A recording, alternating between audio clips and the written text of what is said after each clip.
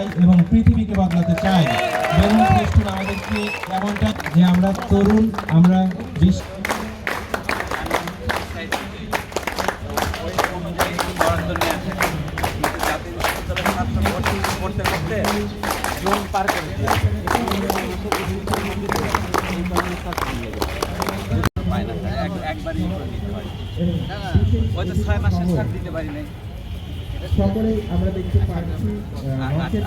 শুরু করে এবং কিভাবে পরিচালনা করে সবগুলো যেন তারা এই প্র্যাকটিক্যালি এবং এখানকার খেলার যে ধারাবাহিকতা সেটা যেন বজায় রাখে।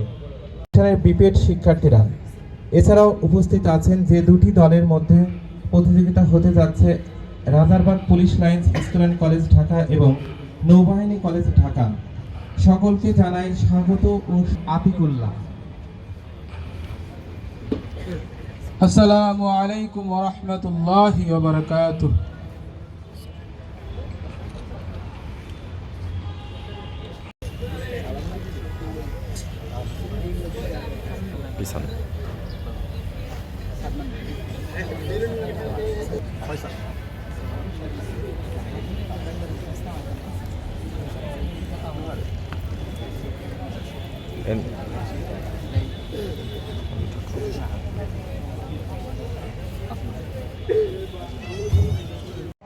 মাহবুবুর রহমান মঞ্চে উপবিষ্ট আছেন সভাপতি ও টুর্নামেন্ট কমিটির আহ্বায়ক জনাব মোহাম্মদ আব্দুল ওয়ারেস আনসারি, অতিরিক্ত জেলা প্রশাসক সার্বিক ঢাকা।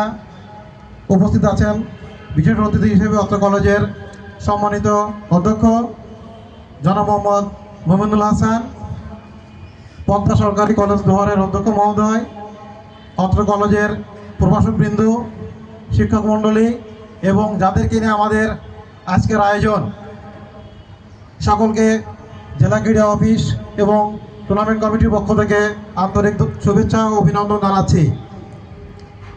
দেশব্যাপী যুব ক্রীড়া মন্ত্রণালয়ের উদ্যোগে 64 জেলাতেই তারদল উৎসব এর অনুষঙ্গ হিসেবে আন্তঃ কলেজ ফুটবল টুর্নামেন্ট বাস্তবায়িত হচ্ছে। ঢাকা জেলা পর্যায়ের 24টি কলেজ ঢাকা জেলা পর্যায়ের এই টুর্নামেন্টে অংশগ্রহণ করছে। জেলা পর্যায়ের পরবর্তীতে এই টুর্নামেন্টের পরবর্তী ধাপ বিভাগীয় পর্যায়ের টুর্নামেন্ট।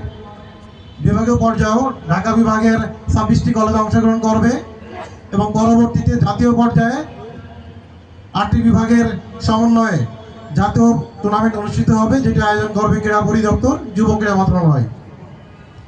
ইন্ডিভিজুয়াল যে পারফরমেন্স সেগুলো আমরা ট্র্যাক করব, সেগুলো ধরে আমরা বাফুফের কাছে আস্তে আস্তে এখান থেকে নিয়ে ট্রেনিং করবো। ট্রেনিং করার পরে বাফুফে পর্যন্ত উপস্থাপনের একটা উদ্যোগ আমরা নিব, যাতে জাতীয় পর্যায়ে আপনারা যারা ভালো খেলেন যাতে খেলতে পারেন এবং এমনকি আন্তর্জাতিক পর্যায়ে যাতে আপনারা আসতে পারেন। সেটা হলো আমাদের ক্রীড়া পরিদপ্তরের উদ্দেশ্য।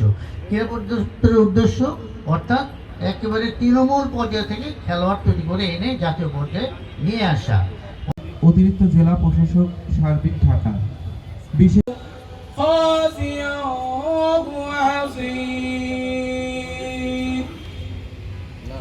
ولقد زينا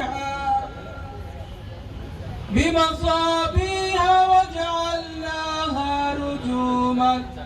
ঢাকা তারা নীল জার্সি পরে রয়েছেন এবং অপর প্রান্তে রয়েছেন লাল জার্সি পরা নৌবাহিনী